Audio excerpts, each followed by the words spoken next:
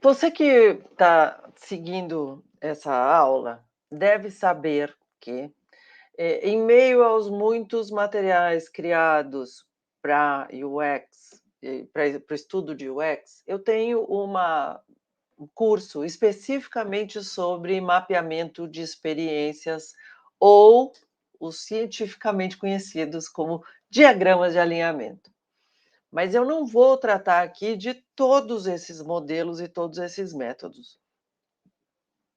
Vou dar uma pincelada nos princípios básicos e vou pular para a história do mapa de oportunidades, porque a gente veio aqui foi para isso.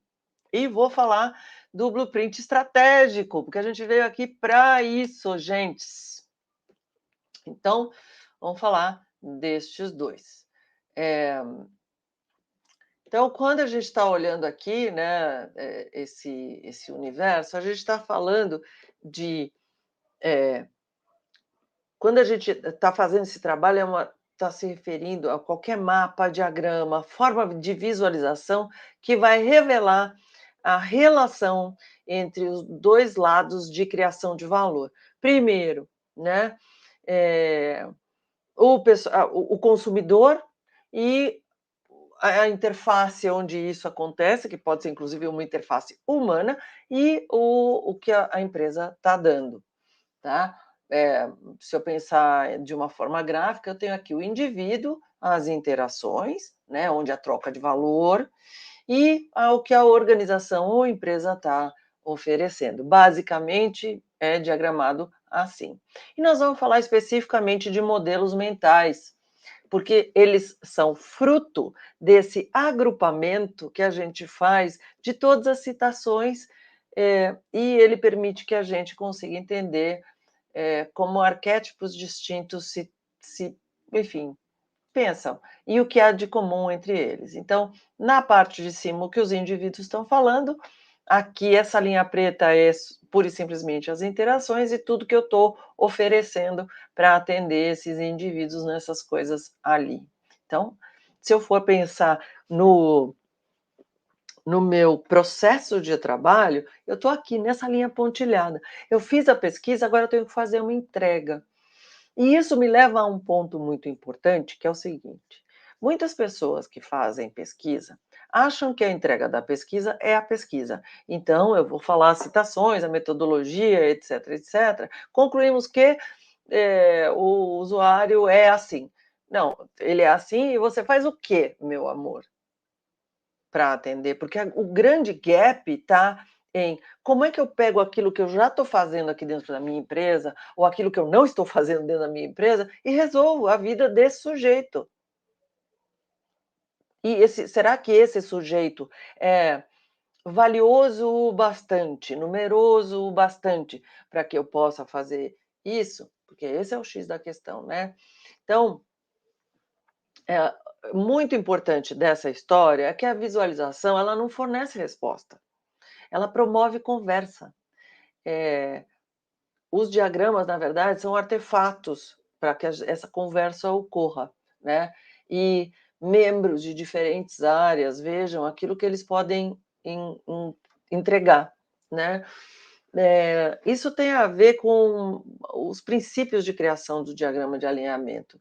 Eu estou entendendo que aquilo que a pesquisa está me mostrando que tem algo a ser feito por um ecossistema, onde tem TI, tem marketing, tem logística, tem N áreas envolvidas, que existe uma interação, né? Existem pontos de contatos, e eles, num diagrama, eles ficam explicitados. Olha que importante que é isso. Aonde isto ocorre, ou aonde isto ocorrerá, tá? E isso vai dar também a relevância, né? Se eu colocar alguns dados ali, eu vou mostrar para vocês como a gente faz isso no mapa de oportunidade, vocês vão ver que existem alguns momentos para a gente falar desses dados. Então, de uma maneira geral, eu estou falando de dar foco, né, no lado emocional, nas dores, no contexto, enfim, nos touch points e nos desafios que aparecem por aí. Vou falar especificamente, então, do modelo mental do mapa de oportunidades. Um modelo mental é algo que o Charles Peirce, em 1896, já se referia. Ele falava assim: olha, quando eu represento as coisas através de um diagrama, eu estou falando desse estado de coisas, eu estou percebendo como as partes criam relações, né? Coisas que não estavam explicitadas numa premissa. Então, quando eu digo o meu, sei lá, 25%, estou aqui colocando número, mas obviamente numa qualitativa não vai ter número. Os nossos, existe o usuário certinho, né? O nosso arquétipo certinho. O arquétipo certinho tem tais e tais características. Eu intuo que existem coisas que nós já estamos fazendo dentro da nossa empresa para atender o certinho, mas tem uma porrada de coisa que é onde estão as oportunidades que eu não estou fazendo para essa pessoa, para esse perfil, né? E se eu tiver grupos, mais de um grupo, como é que eu estou atendendo esses grupos ali? Né? Kenneth Craig foi o primeiro que falou sobre modelo mental como tal, né? E ele falou isso em 1943. Estou aqui frisando a história de 1943, porque às vezes eu vejo citações em redes sociais sobre modelo mental como se fosse a última descoberta. Acabamos de descobrir uma Coca-Cola no deserto. Foi descoberto em 1943, amor. Tá? Então, ele dizia que a mente constrói modelos da realidade em pequena escala e que a mente usa esses modelos para antecipar eventos, raciocinar e fundamentar a explicação. Então, quando a gente está falando de modelo mental, a gente está falando de uma coisa que é observada, que acontece de uma determinada maneira, mas que tem uma razão emocional para acontecer. Então, quando eu estou aqui neste vídeo, que eu recomendo que vocês assistam no YouTube, inclusive ele está lá, a pessoa está narrando essa história do modelo mental. E quando eu venho aqui para esta menininha, que eu recomendo que vocês, inclusive, sigam no Instagram, esta criança está relatando nesse Instagram como ela está construindo o modelo mental de mudança. Se eu, pai e mãe, ela está narrando sem nenhuma emoção, ela está só falando o que está acontecendo. Se eu chego e digo para essa criança, isso daí é horrível, a mamãe está muito chateada, muito cansada porque está de mudança, essa criança que tem um modelo vai associar uma emoção a isto, e isto estará associado ao modelo lá na criancinha. Detalhe, até os 6 anos de idade, as criancículas são esponjinhas aprendendo o mundo. Olha só a sua responsabilidade, pessoa, ao falar certas coisas perto de crianças que estão criando modelos nas suas cabeças. Né? Então a gente precisa ficar bem sério com relação a isso. O mapa, obviamente, não é a realidade, ela é uma representação da realidade. Por isso é tão importante quando a gente está olhando, que a gente vai ter uma representação parcial, porque a gente também não entrevistou a população inteira da Terra. Mas vocês vão perceber que o modelo mental ele é muito mais permanente do que uma pesquisa que ocorre perguntando sobre determinados features, porque o feature está ligado à tecnologia e a tecnologia muda, mas como as pessoas pensam, nem tanto. Não, mas estamos no século XXI, os nossos jovens já vêm com um chip diferente. Não, não, meu amor. Tem uma frase de Sócrates mencionada ad infinito, em que ele diz assim: nossos jovens estão ficando a cada dia mais vagabundos. Eles não querem estudar. Isso é o que todo professor fala. Desde Sócrates, que é o primeiro registro de um professor falando isso, né? Então, a humanidade não mudou. A visão que o professor mais velho tem do aluno continua a mesma, de que o aluno é vagabundo. Ai, senhor. Bom, então este é o modelo mental. Temos aqui as torres, os nominhos, as vizinhanças e depois os grandes coisas. E quando eu estou falando de mapa de oportunidade, eu estou colocando aqui em cima, né? Não sei se vocês estão vendo o mouse olhar. Eu tenho a parte de cima que é o que a pessoa pensa, e embaixo todas as coisas que a gente faz ou deixa de fazer. Olha que horror! Tem um monte de lugar vazio nesse exemplo. Não estamos fazendo nada, gente. Estamos fazendo muito menos do que a gente poderia. Tem muita oportunidade ali. E o que é legal é que esse modelo representa algo maior do que o escopo do que a gente estava vendo, porque as pessoas falam sobre. Quando a gente só pergunta uma história para ela conta coisas muito maiores do que pura e simplesmente esse feature é bom ou não, eu quero, ou eu compraria ou não compraria. Que, aliás, todo mundo mente quando responde uma coisa que faria no futuro. No futuro, mudarei para a praia.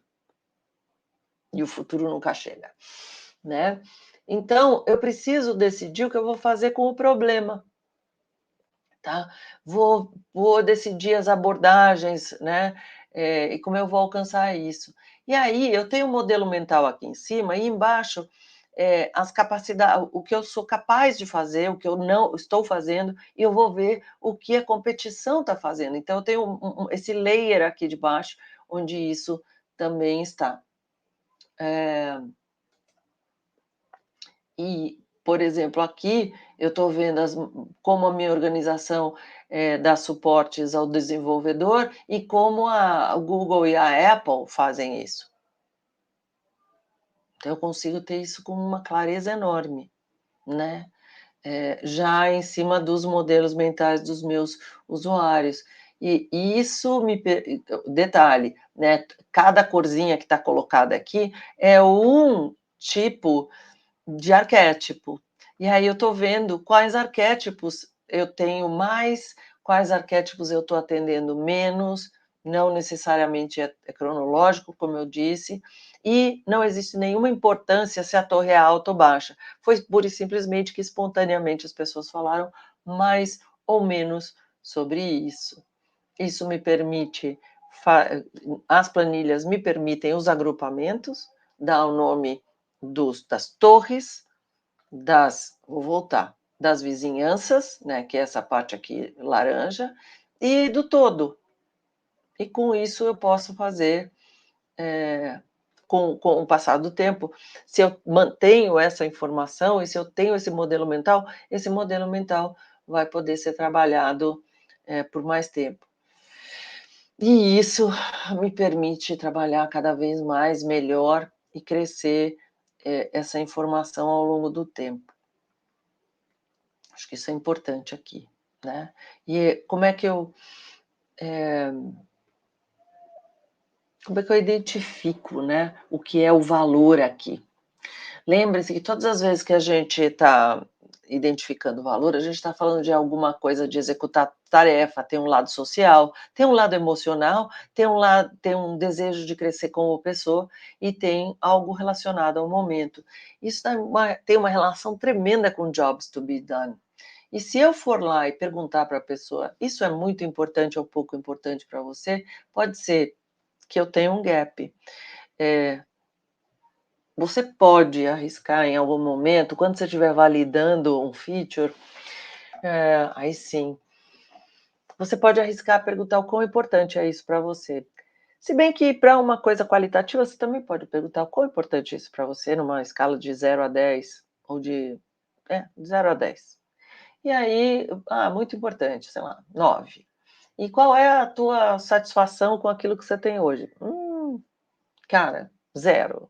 Então tem um gap aí enorme, né, ou eu tenho um gap, uma satisfação número 3.